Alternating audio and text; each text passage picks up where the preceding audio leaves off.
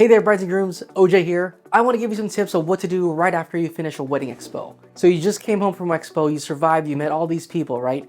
And now now you have this bag full of stuff. What do you do with it? Set aside time to actually go over everything that you have in that bag. It's not just a bunch of goodies. It's things, that's information that's useful to you. So find a place, find a time, and lay it all out on a table. So once you've set up a time to check out all the brochures and stuff, if you can, it'd be nice if both you and your fiance can be there together so that you can bounce back and forth about impressions that you have of each of these vendors.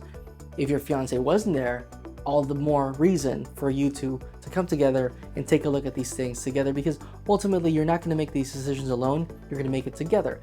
And guess what? It's cool practice for marriage because you're going to make a bunch of important decisions. That's practice for the rest of your life.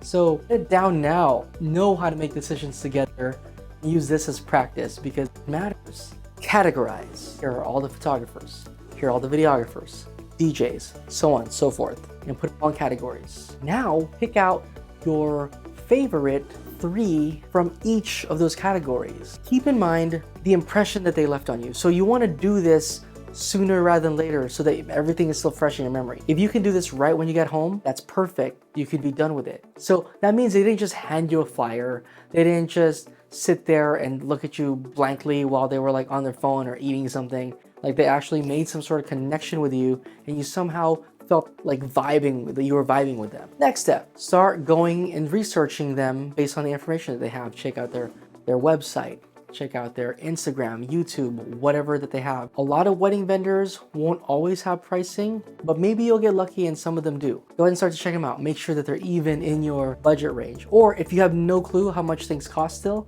this is a great time to start notating in your notes how much things are costing. At that point, the next obvious step is, well, start reaching out to them. Set up consultations. Consultations is a very important time period in your selection process. I always advise this. It's not just about the price, it's not just about the portfolio or the work. It's about how well you connect. Especially for someone like me, a photographer, I'm gonna be barking orders at you all day. I want to make sure that you're going to enjoy the way that I interact with you. You want to make sure that you're going to enjoy this person that's going to be on you, white on rice all day, especially for high touch people like photographers or a wedding planner. Definitely want to make sure that you have good chemistry with them. Have the consultation. Now when you're interacting with them, start to feel it all out. Is it easy to talk to them? Do they understand you when you're asking questions? Make sure that communication is nice and easy with whoever it is that you're speaking with, whatever vendor. You're going to have your wedding one time. Hopefully only one wedding, right? And you want to make sure it's the right people coming together to help your vision come to life. Hopefully that gave you a few more things that you didn't think about in finding your vendors and what to do after a wedding expo. And if you need a photo and video team, we're here, mostly in SoCal, but maybe more. Until then, stay tuned in the channel of Unveiled for more tips and tricks like that for all aspects of the wedding day. See you next time.